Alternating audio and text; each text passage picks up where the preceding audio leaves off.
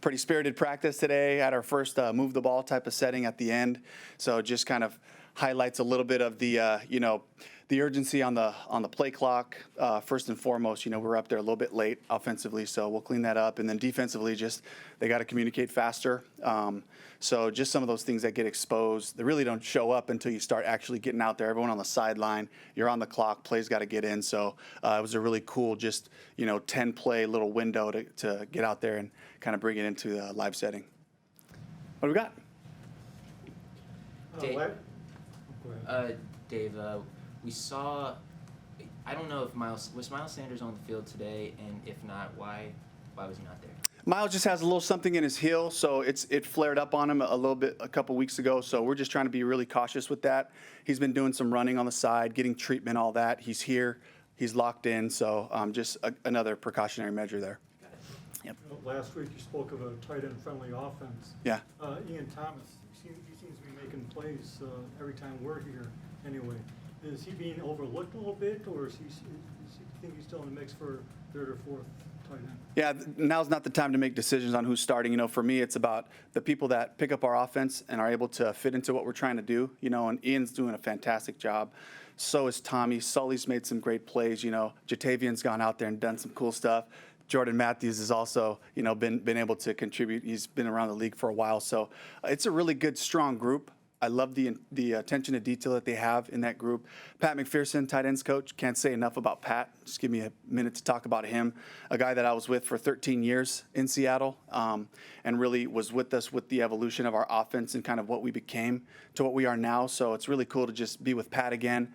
And he's being able to just kind of give them some of the nuances of different concepts, the run concepts, where we're trying to fit our hats and all that stuff. So that whole group I'm pretty excited about. For guys like Luigi and Leota, with the veterans not being here on the edge, how big is this part of the year for them? Huge, right? So these are two guys that were with us. So some carryover there as far as just getting our calls, getting lined up properly, So both of those guys just being around, being familiar with the terminologies is really critical for us, especially with DJ being out right now, and then Jadavian, of course, just not being here right now. So I can't thank those guys enough for really, carrying that along for us. What happened with DJ and how have all these absences affected your ability to kind of rate that position? Yeah, I think we all know, we really, I kind of say this with two hands. One is all these guys know how to play with pads, but just we don't know what we have until we can kind of get into those competitive settings together as a group, communicating and talking through stuff, So, of course, we're going to, as we add our players back in, during our mini camp, during our training camp, that's an opportunity for us to really get the communication that we want. But in the meantime, what an opportunity. What a great opportunity for the guys that are here, that are working every day, that are hearing the messaging, not just from the offense, defense, and special teams, but from me, as far as who we want to be as a team. So I really, really thank the guys that are here, and we've had a great turnout for the most part, to be able to build the team that we want to be. And the DJ. Yeah, DJ, just again, working through some different things. He had some complications with his, he had a quadricep tendon rupture there, and so he had a repair, and there were some different things they had to clean out. So it's kind of just like this back and forth, trying to get him as healthy as we can so we can get him on the field and get him back up to full speed. So he's still kind of working through some of those things. I'm curious with a guy like JC who's had the injury problems the last few years, what have your conversations been like to make him believe, hey, that's your past, and then how important is it for him to be on the field for you guys most of this season? It's been really great just to have him out there. We're being really smart about how we transition him in, especially during this phase. But when he's out there, I think the cool part that I didn't know about JC, which has been fun for me to see, is just he's vocal.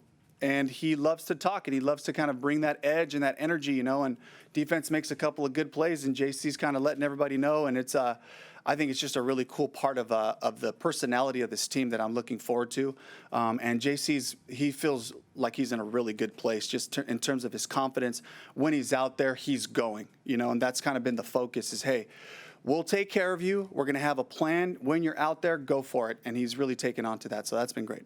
Dave, in the beginning of practice, it looked like the special teams was kind of working on the new kickoff format. Yeah. I'm curious just when that was introduced, kind of how you guys put together a game plan for implementing that, and does it feel like maybe a nuisance to have to spend significant parts of the OTAs reworking something that used to be second nature for Yeah, this is really valuable time, to get the different looks, the ball landing in different parts of the landing zone, which is that goal line to the 20-yard line. So as we expect the ball to hit in different places, the critical part is the communication of the returners. There's two guys. Where is that ball kicked? And then everyone has to watch the ball because they're already starting kind of with a head start, the kickoff cover team, but it happens so fast. Guys are seeing how they have to engage their blocks pretty quickly. So we're just working on our setup points, following the trajectory of the ball. Is it a short kick? Is it a deep kick? And then that kind of, basically determines what our setup point is, and then trying to stay on leverage for whatever the return might be. But right now it's really valuable for us to go through those things. We're watching a ton of film on because really there isn't a model like this. It's similar to what the XFL was doing, but there's so many different parts of what we're doing in little specific ways. So we're really trying to put those on film as best we can right now and try to learn from those. Dave, some other special teams coaches have alluded to using a non-kicker to kick off in that situation, to have another coverage player. Is that something you'd consider? You got anybody who could do that? Until we found somebody who could really, control the ball with his foot. I don't know if we have that player. So right now we're just trying to focus on, getting Harrison out there to place it where he needs to. How much does the caliber of a stadium matter to you in your job? As far as the stadium itself, what I try to sell to the guys is it's going to be green. It's going to be 53 1/3. It could be grass. It could be our artificial turfs that we use. It could be frozen. It could be kind of, late in the season, it could be kind of a lighter tan color, So for me, it's like, it's all about what happens in that 53 1/3 right there and the guys on the sideline. And that's been a focus. I stole that straight from Coach Carroll, and for our guys, for us, it just didn't matter whether we were at home or on the road. It was what happens inside those lines. With that being said, though, all the excitement of the new stadium and all that, I can't help but just get, fired up about that. Saw the renderings, that became public. And for me, as you get to know me, it's like I have this huge possibilities mindset of just like picturing what it would be like to have a championship caliber team, a team that the Carolinas can be proud of, to get that football part ready. And so as much as I get focused and excited about what's happening, it just brings me right back to this practice today. And we got a long way to go to be able to play the kind of ball that we want to with the communication and all that. But it's certainly an exciting time. Go ahead.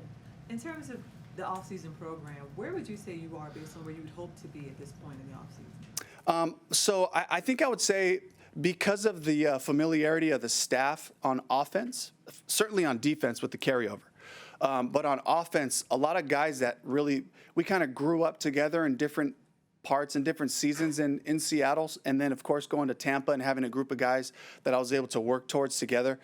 I'm really encouraged where we're at with our teaching of our systems, the teaching of our concepts, and I think that's kind of natural. As we talked early on, communication is the vehicle, and so when we can all speak the same language, we're telling the quarterbacks one thing, the tight ends and receivers are hearing the same thing in the concepts.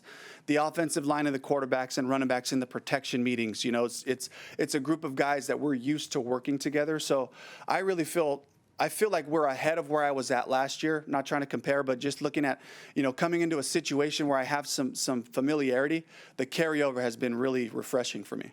Okay, we'll take a couple more. You mentioned a couple of weeks ago that because of Bryce's accuracy, you can focus so much on his footwork.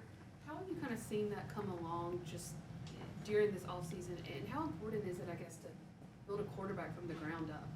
Yeah, huge, right? So it all starts with our feet. It all starts with the rhythm and timing in the pass game, okay, whether it's under center play actions or in the gun with our drop back passes. And so we're looking for that rhythm that fits the pass concepts. And so I think for the first phase of it, phase one, where we're really just doing individual drills and we're not quite into the team settings, seeing the defense and all that, it's hard to really visualize himself other than watching things we've done in the past, So I think that as we've been able to be on the field through phase two and now in the OTAs, being able to see those concepts come to life with different coverages, different pressures, different types of receivers, that's where the growth is really start to happen for Bryce and even Andy. Andy's got a natural way to kind of create that rhythm. He's been playing a really long time, but learning our guys is critical. And so, but the ground up thing is exactly right. So that's what we're really focusing on and trying to marry that part up. Hey, hold on, we have the last question from Joe. Have you had contact with guys like Clowney, Chason and Pinheiro to know whether to expect them next week? I have not asked them, or because what I don't want to do is I don't want to send a message that I'm pressuring them to be here at all. This is voluntary. But what I have done is just kind of reached out and just touched base with them and just making sure they're doing all right, and just kind of hearing what their life has looked like. That's what I'm concerned with, is that during this time we don't just have this huge personal absence of just not connecting, and from the reports I've gotten, the coaches have also had chances to reach out and to connect with guys, just so that they know that something's good happening here, and I just don't want them to come back in with us and just not have a feel for the whole thing and what's happening. So just like a once a week, just check in with a lot of those guys. All right, thanks, Coach. Thank you.